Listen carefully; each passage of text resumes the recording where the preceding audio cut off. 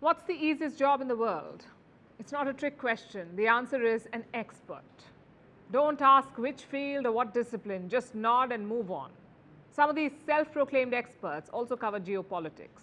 They write op-eds and dish out advice. Let me introduce you to one such piece. It was published by The Economist last week. Look at the headline. What India-China détente means for the West. Our first reaction was surprise. If there was a détente, no one told us. So we read on to find out what it was about. We expected some big revelation to emerge, maybe Indian officials secretly traveling to China, or maybe signing some top secret deal. Turns out there was none of that. In fact, there was no détente. The entire article is a huge exercise in what if. It basically says that America is making a bad bet on India. Why? Because India and China are resolving their issues.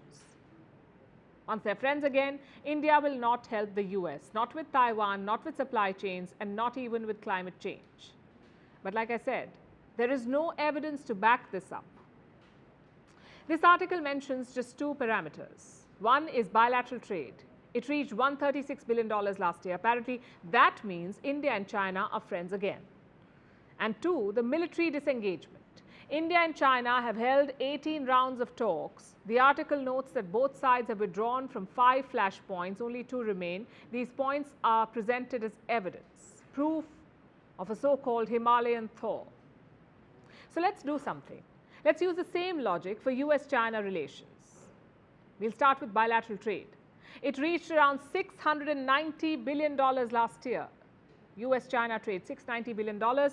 It's a new record. Trade is rising despite political tensions and a trade war. Second, engagement and talks. 3 top US officials have visited China in less than 1 month. Secretary of State Antony Blinken, Treasury Chief Janet Yellen, and climate envoy John Kerry. Plus 100-year-old Henry Kissinger. He made the trip to Beijing. Does this mean China and the US are friends again? Well, far from it. They're one miscalculation away from war. My point is, India is not the only country talking to China. Others, including the US, are doing the same. In fact, India has more reasons to do so. In 2020, there were deadly clashes between India and China, the Galwan Valley clashes. And since then, both sides have built up their military presence, more soldiers, more weapons, more patrols. And this was never going to be a long-term solution. You can't have 2 nuclear powers facing off constantly, so the de-escalation is not some symbolic event. It was bound to happen. But the article completely misses that point. And there are 2 problems in this report. One, there was no détente. India and China are on 2 different pages. China says, forget the border, let's increase trade and cooperation. But India says, settle the border first, only then can we move on to other things. And this position has been reiterated multiple times, including by the Prime Minister himself. Prime Minister Modi gave an interview ahead of his trip to the United States. Listen to what he said. For normal bilateral ties with China, peace and tranquility in the border areas are essential. Did the Economist not see this, or did they choose to ignore it? I know we've focused on the Economist in this story, but the magazine is not alone. Multiple Western media outlets and think tanks have done the same. Look at foreign policy. Is America making a bad bet on India, they said. It says, New Delhi will never side with Washington against Beijing. Which brings us to the second problem with such articles, the Western blinkers. Indian foreign policy serves Indian interests, not American, not Chinese, not Russian. Why does that surprise the Western media so much? Their governments have broken out of the Cold War mentality, at least some of them have, but they still haven't. They look at foreign policy as bloc politics. You're either with us or against us. India refuses to play that game. It does oppose China, but for completely different reasons. Western media and leaders need to understand that.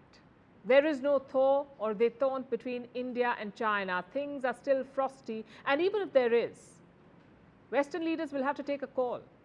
Are they friends with India only to tackle China? Or do they see beyond that? India is also the world's largest democracy, an emerging market with a robust industrial base. I'm sure that counts for something. So Western media needs to stop sabotaging India's ties with the West. You can't pass off guesswork as expert opinion. And speaking of messing up badly, Manipur's chief minister still hasn't resigned. His state has been burning since May this year. Mobs are razing entire villages. Women are being raped and paraded naked. But guess what the chief minister is doing? Today he was flagging off trains. I guess riots or not, the show will go on. Last week, a horrifying video emerged from Manipur. It showed two women being paraded naked by a mob of men. One of them was gang raped. You can see around 25 people in the video, but the mob itself had around 800 people. And how many has the state government arrested so far? 6. All that talk of strict action has led to nothing. Chief Minister Biren Singh said capital punishment was on the table. Well, for that, you need to catch the culprits first. Honestly, he should have resigned last week. It was under his watch that things escalated. It was his leadership that made things worse. Yet there is zero accountability. And you know what? Don't even listen to journalists or activists.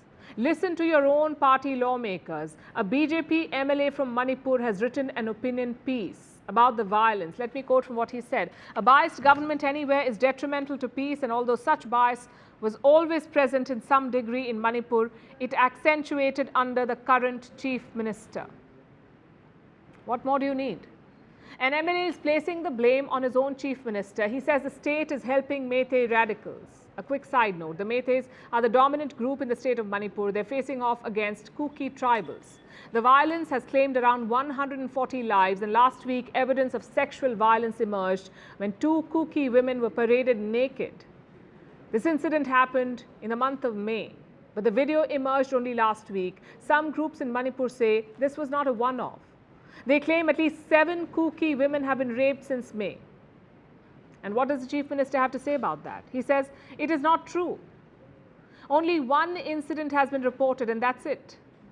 The fact is the chief minister has no credibility left. The Kuki community does not trust him. His own lawmakers say he's making things worse and the violence is not ending. If not now, then when will Biren Singh resign? Until now, the violence was limited to Manipur, but for how much longer? The Meitei community in neighboring Mizoram is fleeing, and I'll tell you why. The Mizo share close relations with the Kukis. There's an ethnic bond between them. So after last week's video, things are frosty. Mizo militants issued a warning on Friday. They asked Meiteis in Mizoram to leave the state. And the state government tried to assure them, but no luck. Many Meiteis have already started leaving, and guess who is offering to help them? The government of Manipur. Chief Minister Biren Singh says he could charter flights. I'm sure he means well, but this reminds me of the safety advisory before taking a plane. First, wear your own oxygen mask, then try to help people around you. Someone tell that to the Manipur government. They have help from the army. They have help from the intelligence agencies. They also have hundreds of police officers at their disposal, yet the state is burning. We thought last week's video would have changed things. Maybe the chief minister would resign or the police would speed things up. But we were wrong. Only 6 of the culprits have been arrested. The rest are still at large, and who knows, maybe terrorizing more women. Manipur and its people are demanding justice, but Chief Minister Biren Singh cannot seem to give them that. You need trust and compassion to resolve such conflicts. The Chief Minister has neither. He's been called a part of the problem. How then can he offer a solution? The lead story tonight comes from Russia. Drones are attacking Moscow again. The Kremlin is calling it a terror threat, a terror attack. Today, 2 drones flew into the Russian capital. Their target is said to have been the Russian military. The drones flew towards these structures near the Russian Defense Ministry. One of the buildings was damaged. It's a military university. The damage was not severe. There were no casualties, but the attack is audacious. It led to panic. I was asleep, but woke up because of an explosion. Everything had started to shake. It felt like the whole building had come down. I looked out of the window. I live in the neighboring building on the side where there's less damage. And it felt strange. The damage was so minor. Well, okay, not minor. Any explosion is scary, but it sounded worse than it looked. And it seemed like the whole mall had exploded. After that, I looked online and saw the amount of damage from this side. And we came and had a look from here. This was an eyewitness account. They say it was scary, and perhaps that was the plan all along. That was the idea, spreading fear among Russians. Moscow says the drones were intercepted and such attacks are becoming too frequent. The first such incident was reported in the month of May. there was a drone attack on the Kremlin. Since then, more drones have flown towards Moscow. And who is the attacker? Well, no side has taken responsibility, but Russia blames Ukraine for what's been happening. Today, the declaration was made on Russian television. An attack by Ukrainian drones was prevented in Moscow in the early hours of this morning. The Defense Ministry states there were 2 drones. Specialists managed to jam them and the drones crashed without reaching their targets. No one was injured.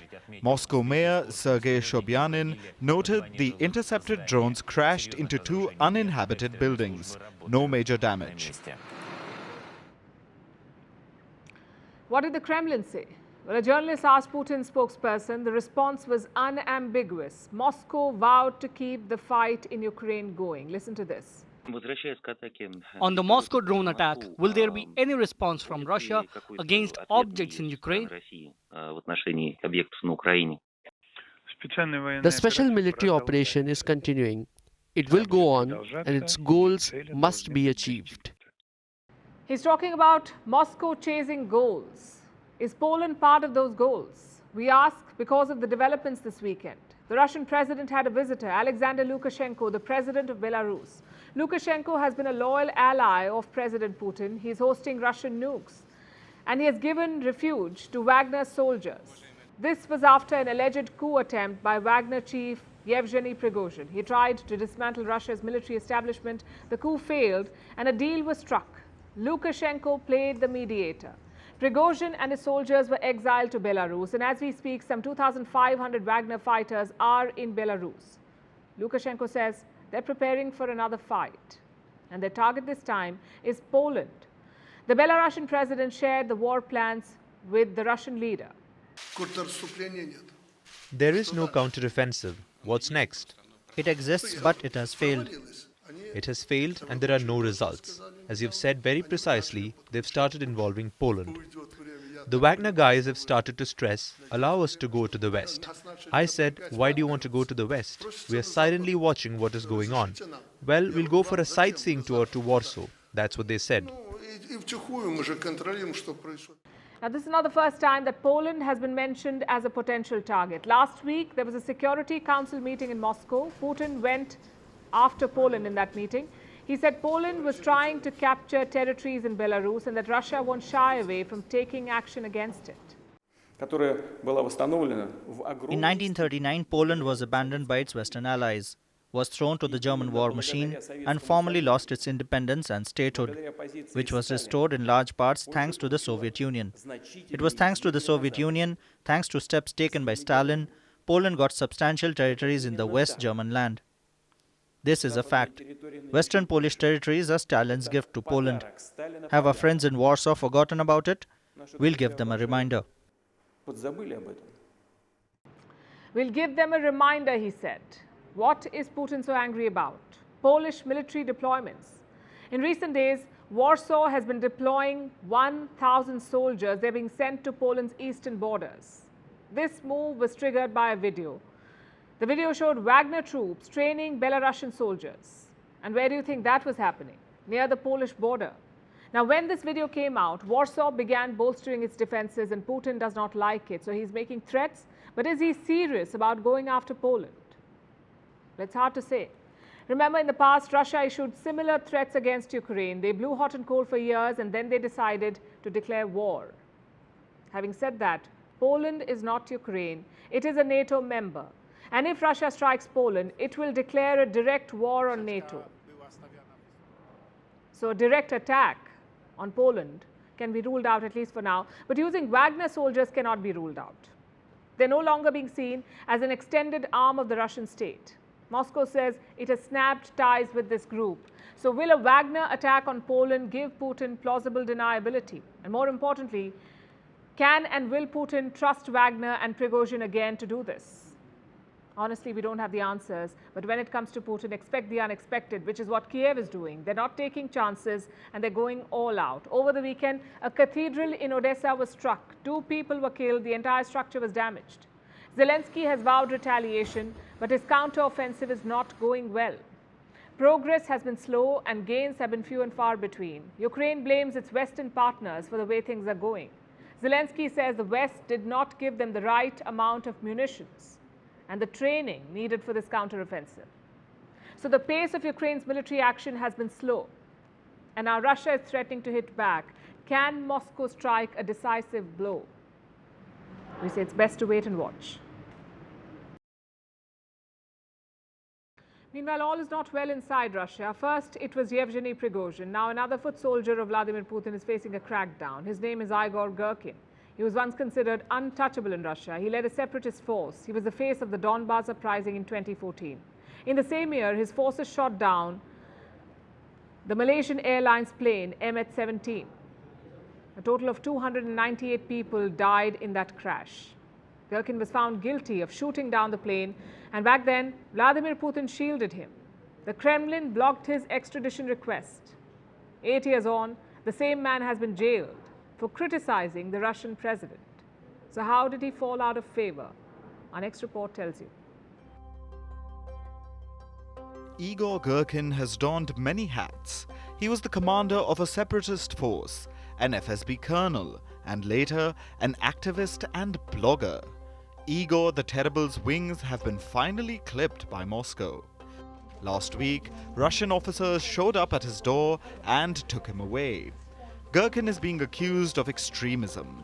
He faces up to 5 years in jail. But for many years, he was considered to be an untouchable. Gerkin is not your average Putin critic. He served in Russia's spy forces, the FSB. His biggest contribution was in Ukraine.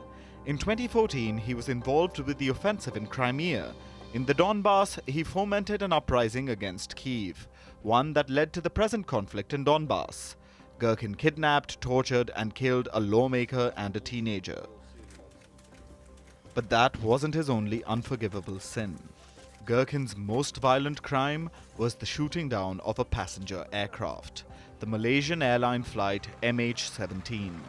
The missile was launched by Gerkin and 2 other men. A court in the Netherlands wanted to jail him. There was an extradition order, but Gerkin proved to be beyond reach. Moscow rejected his extradition request. It was a reward for loyalty, perhaps, but Gerkin reciprocated with a rebellion. He has been a harsh critic of the Russian establishment, and as Russia's war in Ukraine dragged on, Gerkin has been unsparing in his criticism of Russian officials. On his blog, he has called Sergei Shoigu, the Russian defense minister, a plywood marshal. Even Vladimir Putin was attacked. Gerkin spoke about him with contempt. He accused him of incompetence and called him a non-entity and a cowardly waste of space. Gerkin had even created an online club. It was called the Club of Angry Patriots. Using this platform, Gerkin live-streamed his critique of the Russian establishment. In May, he warned that a crisis was brewing in Russia and declared his intention to join politics. A systemic crisis is brewing in Russia, or it is already in the grip of crisis, while the temperature of society is rising. We are on the cusp of very grave internal political changes of a catastrophic character. Now, all healthy forces may and need to create organizations which will take part in the political battle, which is inevitable, and which has already started. But those plans have been cut short. Gerkin finds himself in jail. His partner in crime too hasn't been spared, Vladimir Kvachkov. He's a retired Russian military officer. He too has been charged with discrediting the Russian army. But it is Gerkin who will be made an example of. For the longest time, his dissent was tolerated, mainly because of his links with the military and the FSB. There was an unspoken rule. Pro-war bloggers could vent as much as they liked. Within Russia, they were called the patriotic camp. But Gerkin went too far. Apparently, he already had a target on his back. From the FSB to the military chiefs, they all wanted more power to crush their critics. But they lacked the political leverage. The mutiny by the Wagner Group changed everything. Gerkin's arrest indicates there is now zero tolerance for critics in Russia. For our last story tonight, let's talk about the future. It is fickle, we can never really see it. So we try to imagine what the future may look like. A few years ago, scientists tried to imagine what the future of our world will be like. It looked apocalyptic, to say the least. They said if things go as they have, our world would be about 5 degrees hotter by the end of this century. They warned of food crises, extreme heat, economic turmoil, even state conflict, basically the stuff of nightmares. But what felt like a nightmare then is quickly becoming our reality. Our world is already 1.2 degrees hotter than the pre-industrial age, that's before the 18th century. Scientists say it is warming up further and faster. Within a century, the Earth could be 2 or 3 degrees hotter. And for a long time, this gradual change felt distant, both in terms of space and time. But now, it's barging into our lives and our homes. Disasters seem to be piling up and daily headlines are blurring together. Italy has been hit by hailstones the size of tennis balls. This comes just days after a brutal heat wave which broke temperature records in Rome. Greece endured its hottest July in 50 years. Wildfires have been burning for over a week in this country. Spain's coastal waters hit new temperature records. A brutal heat wave is sweeping most of the US. Southwestern cities are breaking temperature records. Meanwhile, flood waters are drowning parts of the Indian state of Gujarat. The capital, New Delhi, recorded its wettest July in 40 years. In Beijing, residents are flocking to underground shelters to escape the heat. Such extremes have become a daily affair all over the world. And they're hurting us in more ways than we acknowledge. Climate extremes pose the biggest threat, health threat of this century. Extreme weather has killed 2 million people in the last 50 years, 2 million.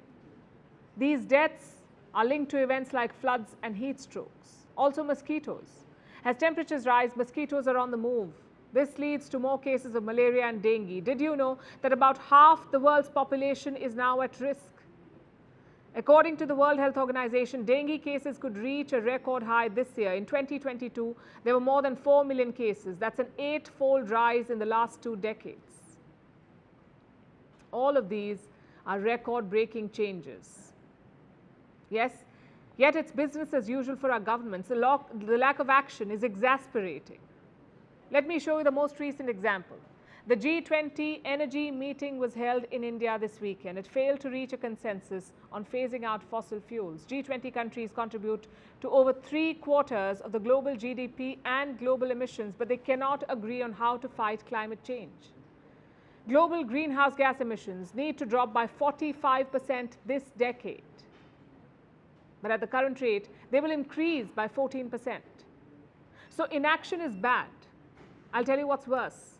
Toying with the climate in the name of bringing solutions, that is worse. Case in point, Mexico. The country is facing a historic heat wave. It suffered months of drought. And what does the government do? Cloud seeding. That's where you fly planes through clouds to increase rainfall. The government says it's an effective step, and for the farmers who have lost their livelihood, it's a saving grace. But is artificially increasing rainfall good enough?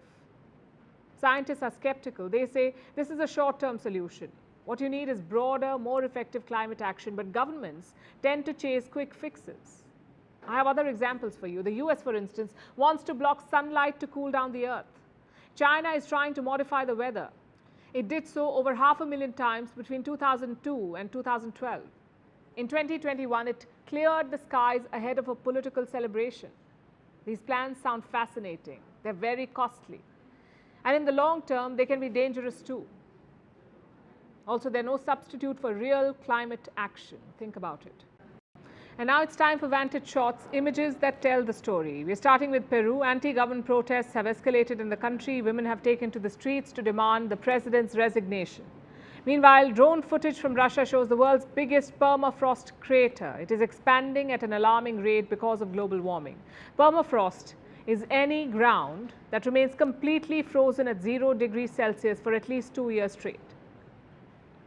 In Argentina, a woman narrowly escaped a major car accident. We'll show you the CCTV footage. And finally, we're taking you back in history. On this day in 1969, astronauts Neil Armstrong, Buzz Aldrin and Michael Collins successfully returned to the Earth after landing on the moon. They splashed the Pacific Ocean. after spending over 8 days in space. And with that, the final leg of Apollo 11 came to a historic end. We call it a wrap. Thank you for watching. We'll see you tomorrow.